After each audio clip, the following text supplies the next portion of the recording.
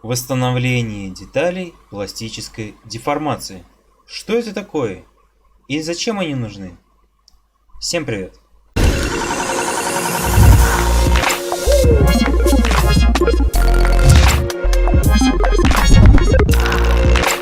Итак, прежде чем начать основную часть данного видео, хотелось бы внести пояснение по данному видео. Это то, что тема является очень кратенькой, но очень важной, так как на СТО, станции технического обслуживания, эти случаи бывают достаточно нередкие. Например, нужно загнуть трубу с помощью трубогиба, металлический арматуру, металлический прут. Ну, по сути, нечто подобное я, кстати, уже рассказывал в слесарном деле. И в связи с этой темой я как сделать перезапуск. Видео, конечно, будет чуть позже. Итак, значит, перейдем к основной части данного видео. Данный способ основан на свойстве металлов, изменении их геометрических форм и размеров, без разрушения под действием внешних нагрузок.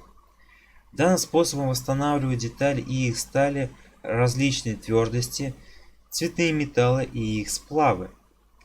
В процессе пластической деформации происходит принудительное массовое перераспределение металлической стойкости детали, в результате чего для ремонта не требуются дополнительные материалы.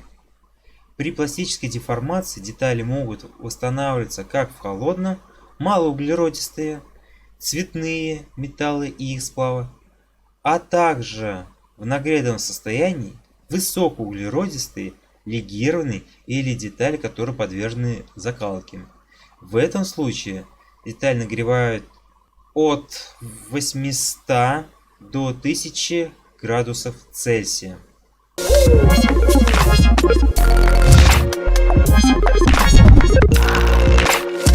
И в зависимости от наружных действий различают следующие способы пластической деформации.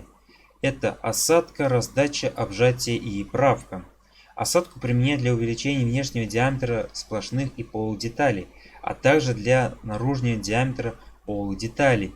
Раздачу применяют для увеличения внутреннего диаметра полудетали, втулки, поршневые пальцы. Обжатие восстанавливает детали с износом внутренних поверхностей за счет изменения наружных поверхностей. Корпус гидросистемы, проушины рычагов и так далее. Правку применяют для следующих дефектов: изгибов, вмятин, скручивания и так далее. Такие дефекты чаще всего встречаются у рам балок и так далее. Различают три способа вправки: термический, термомеханический, механические способы. Это все, что я хотел вам сегодня рассказать. Да, информация была кратенькая, но может кому-то пригодиться. Если кому-то было интересно, пишите об этом в комментариях. Также не забывайте ставить лайки, бить в колокол, подписываться на канал, комментируйте, если есть какие-то ошибки, делайте репосты. И помните, дальше будет только интереснее. А пока что на этом все. Всем пока.